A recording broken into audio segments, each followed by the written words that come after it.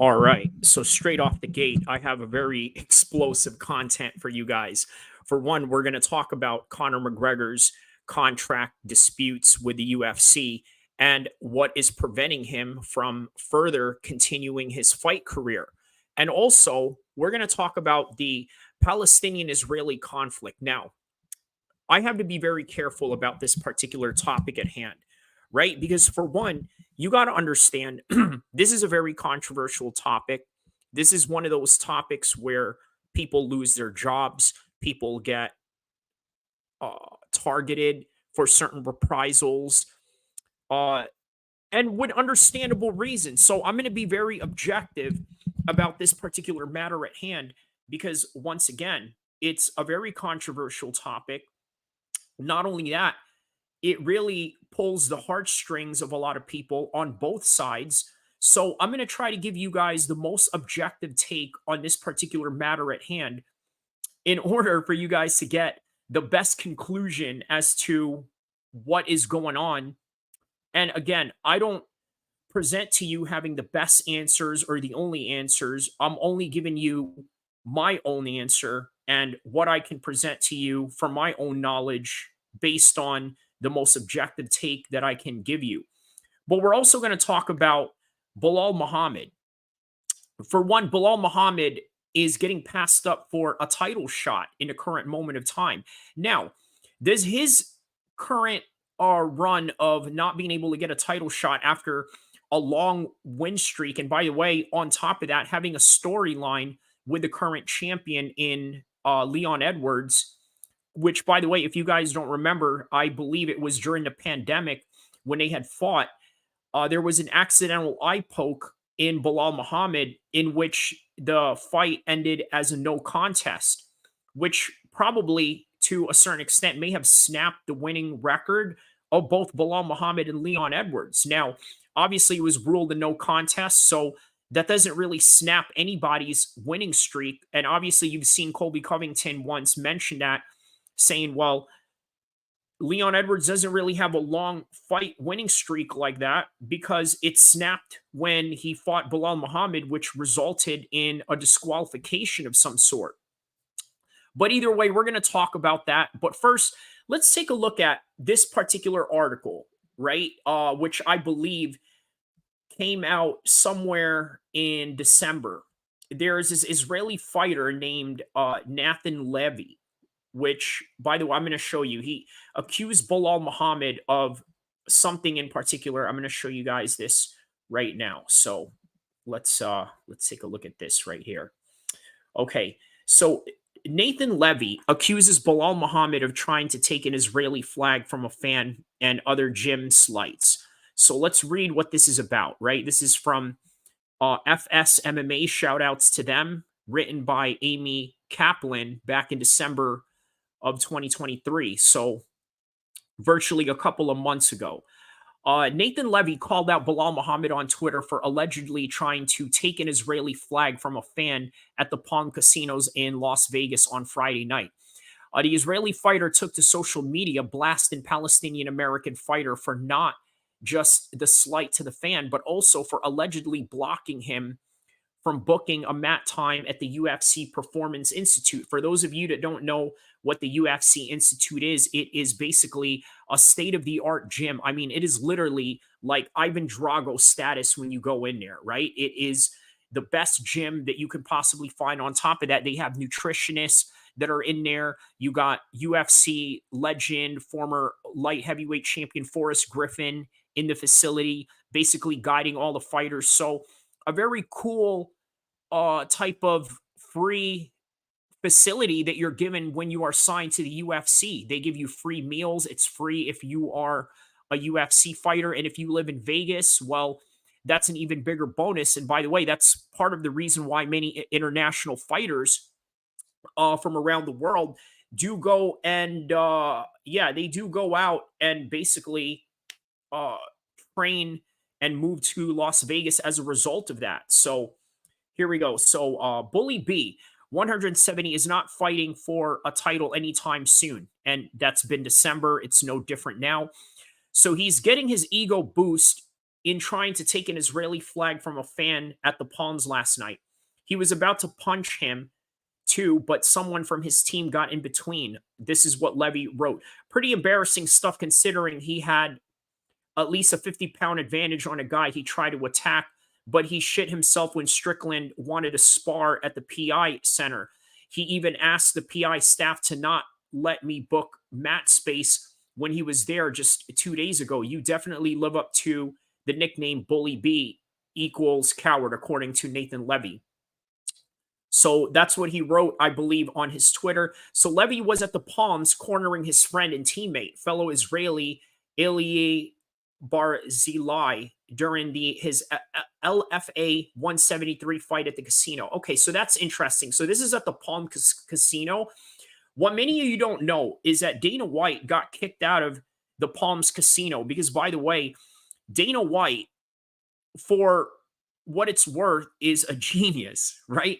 The guy knows how to play blackjack, and he one time took like millions of dollars from that particular casino just based on the fact that, well, he's just good at poker, and they just decided to kick him out as a result of it. And then what did Dana White do in response?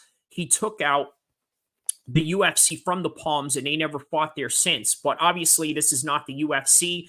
This is more of the LFA, which is a feeder league for the UFC. So let's further continue on with this. So Muhammad was the backup fighter for UFC 296 between Leon Edwards and Colby Covington. So that was the main event in the last pay-per-view of 2023. But he wasn't needed as both men made weight and were clear to fight. And obviously they did end up fighting, which was one of the best performances of Leon Edwards and one of the worst performances of Colby Covington. Also noted, Donald Trump was in the building as well, for those that care. So Levy and Muhammad have both been outspoken in their support in differing sides of the conflict occurring in Gaza. And by the way, why I'm bringing this up, it's important to know that obviously this is one of the main theses of the show that I'm talking about, on top of, I guess, Conor McGregor's contract negotiations. But anyways, so Levy and Muhammad have, they've been outspoken about the situation in Gaza. Fan-sided MMA, which is this article that I'm reading from, reached out to Muhammad for comment, but at press time received no response feedback. We'll update if Muhammad responds to the allegations. So that right there is, yes, Belal Muhammad's situation in a nutshell, which, by the way, has nothing to do with why he's being passed up for a title opportunity. Now, for those of you that are not UFC or MMA fans, the one thing to understand about Belal Muhammad is that he's a hardcore fan's favorite. What do I mean by that? In other words, he's a quintessential meat and potatoes type of fighter. In other words, his style may be boring for a lot of the casuals who, let's say, just want to watch a fight in full violence motion, right? Well, you're not going to get that out of Belal Muhammad because he fights very methodical. He fights in a very wrestling stance, meaning that he will just grind you all throughout 3 to 5 rounds, depending on the limit of the fight, and will do that and win the fight that way, and will have no problem doing it as long as he comes home with a W. In other words, he doesn't care if he looks boring or looks uninteresting to the casual fan base, but rather what he wants is to win, right? And that's really the name of the game, right? However, in mixed martial arts, it's more than just a competitive architecture. You see, it's not the Olympics. It's not the matter of, let's say, competitive architecture, which is a word I just mentioned. What it is a matter of business, which, by the way, also leads me to Conor McGregor later on this particular stream. But I'm going to say this. Belal Muhammad doesn't have the strongest personality in combat sports the way that Floyd Mayweather does, the way that Conor McGregor does, the way that even Khamzat, his fellow Muslim brother fighter, has, or even Khabib. He's not that kind of guy. He does train with Khabib. It helps that he trains with him. It gives him a little bit of clout, but ultimately, it is up to you to promote yourself. And this is one of the things that I always stress towards different fighters, different content creators, and people within that particular space. Well, why? Because the one thing you got to understand is that, yes, mixed martial arts is a sport, but mixed martial arts is a business. And if nobody wants to watch you fight, then unfortunately, they don't want to do business with you. So I'm here to tell you that him being passed up for a title shot has nothing to do with him wanting to platform the issues that are going on in Palestine, but rather it is a sworn issue of just lack of promotion, or better termed as promotional malpractice.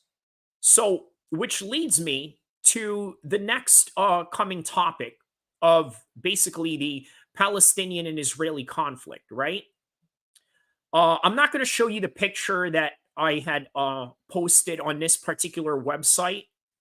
It's sort of a, how do I say this? Yeah, a conservative website, right? A conservative website that, well, may or may not lean a little bit more towards in the side of Israel. But I'm going to read to you what I had wrote, right? So without really explaining it, it's basically a picture of Benjamin Netanyahu being depicted as, how do I say this in the most politically correct term? The German fellow from the 1940s. So it's a picture of him being depicted as that guy, right? And why did I do that? Why did I post it on this particular channel? Because here's the thing, right? I think that a lot of people live in echo chambers, including ourselves in a Muslim community. And sometimes it is important to sort of challenge the certain notions that we believe in order to either strengthen our beliefs or to change our minds into something that may be wrong when it comes to a certain narrative that we believe. So this is what I'm going to read to you what I wrote in the process, right? So FYI, I said, I didn't draw this picture, nor do I have the artistic ability to make this. I saw it and decided to post it here for a temperature check. And what do I mean by temperature check? Well, basically, to see how people are going to react to it, because guess what? This is what you should do as a content creator. As a content creator, what you should do is try to provoke the minds of people in order to, I guess, create good content out of it. That's really the best way to put it, right? But also to sort of step people outside of their comfort zone. So I basically said, speaking from my anecdotal experience, I myself have lived in many echo chambers and believe many of you in this page have suffered the same fate. You should all thank me for this, as I've thanked all of you for challenging each other's worldview. So the person that, I'm not going to mention his name, it's not worth mentioning his name, and I don't have permission if this person even wants to be addressed, but we'll just call him John Doe. We'll put it like that, right? So I'm addressing John Doe's very interesting and thought-provoking question towards me, right? If you want to know what he had asked me, he asked me, is Israel targeting all Palestinians or just Hamas? So this is a very good question. So I said, I'm addressing John, very interesting and thought-provoking question towards me. I will answer with objective reasoning and present the best answer to further educate all of us, including myself, which means I welcome any civil discourse following the next statements. So I said to John Doe, to answer this question in the best way possible, we have to understand that this war in the Gaza did not start on October 7th, and unfortunately, it won't end there either. Now, if you really care, you would spend countless hours researching this conflict, in which many of us really don't have the time to do so in our busy American lives. Now, what we are seeing is a diffusion of accountability on both sides, in which opposing parties, and in particular their supporters outside of Israel and the Palestinian regions, inherit these conflicts without actually being there, which means as much as you find the white liberal Palestinian supporters to be disingenuous, many people, including myself, find the support of Israel outside of its borders to be equally disingenuous. Now, furthermore on that, if it makes you feel any better, I do find that white libs who support Palestinians, quite frankly, are even more annoying. Okay, that's the best way to really put it. They are annoying simply because many of them don't share our Islamic values, which leads me to conclude people only want a virtue signal attention, maybe even including myself. Obviously, I'm using this as a way to make content out of it. But either way, both supporters outside of the Red Sea region only provoke this matter in which they are safe enough to not feel the consequences of the flames that they are stoking within that region. So, to answer John Doe's question directly, it is obviously impossible to target all Palestinians for several reasons. Because let's go back to this question that he had. Is Israel targeting all Palestinians or just Hamas? So, to answer that question directly, I said that it is obviously impossible to target all Palestinians for several reasons. Number one, not all Palestinians live in this region, and some even further away as far as USA, Europe, Australia, etc. And in regards to the actual region, we also know not every piece of land in Israel and outside of Gaza is a war zone. People still do live relatively peaceful lives around that country, which makes the notion of targeting all Palestinians is virtually impossible. Furthermore, where is the humanity for the actual Palestinians that have been hit or accidentally targeted without any affiliations to Hamas, without having to play the, well, what about isms or comparing victims on both sides?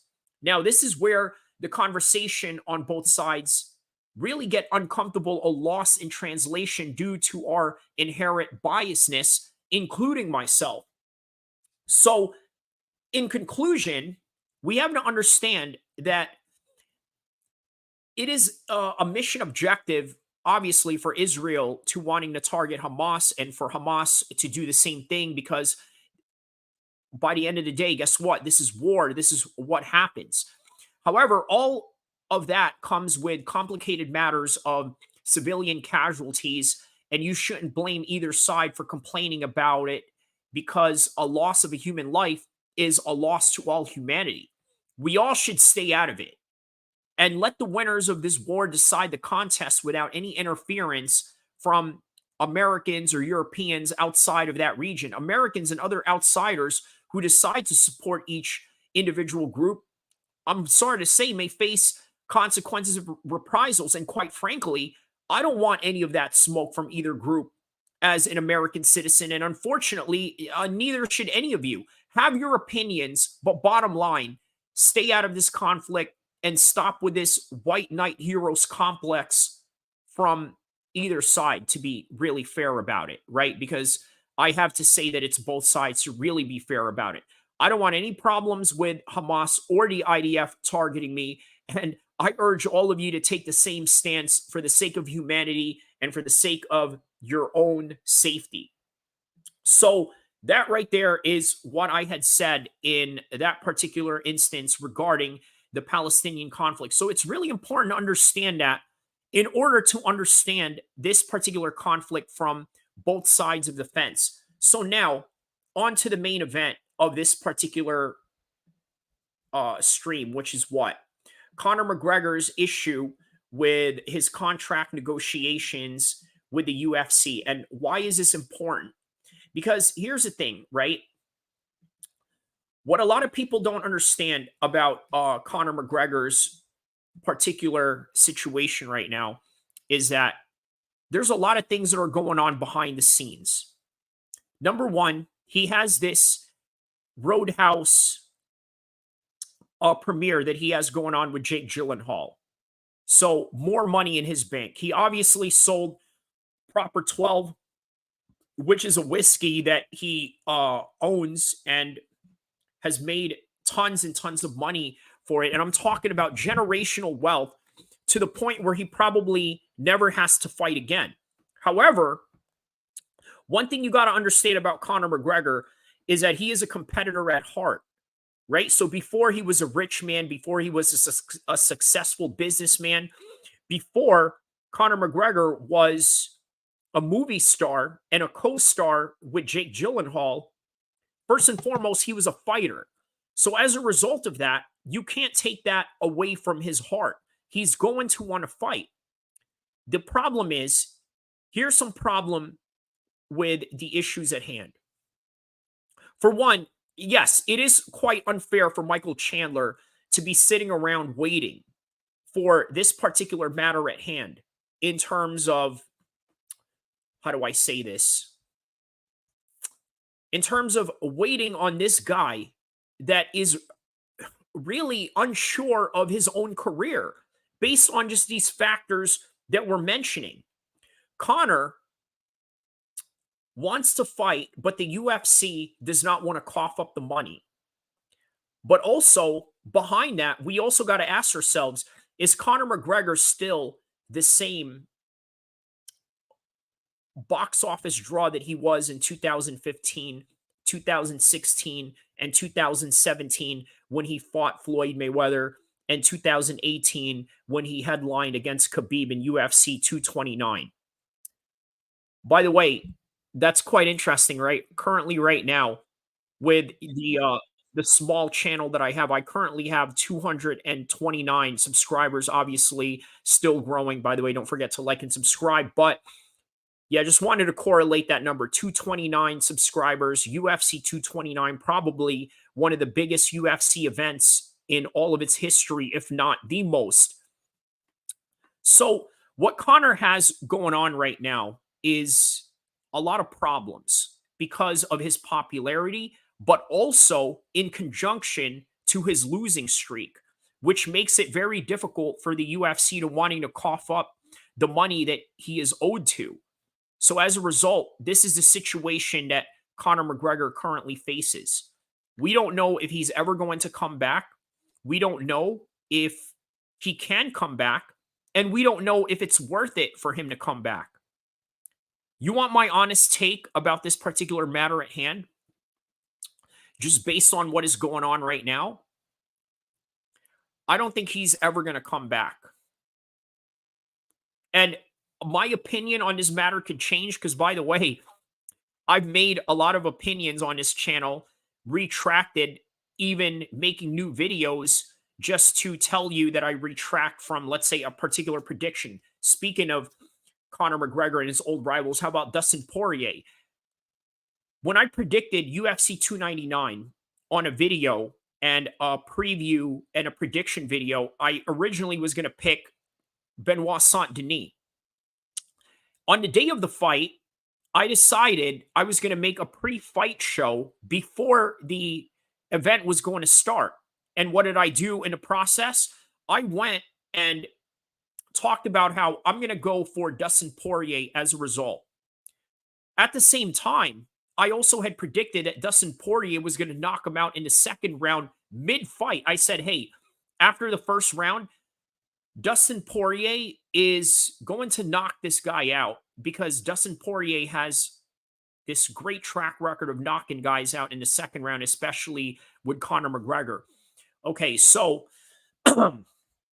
going back to Conor McGregor, the losing streak that he had going on against Dustin Poirier, I think makes it very difficult for him to be that superstar attraction that he once was. And again, further complicates his contract negotiations with the UFC. I don't think he's ever going to come back. And that's the original point that I was getting at while I was getting on a tangent about my prediction with Dustin Poirier and his fight, mid-fight, while I changed my prediction in the day of. I don't think he's going to come back. I think that he has too much money.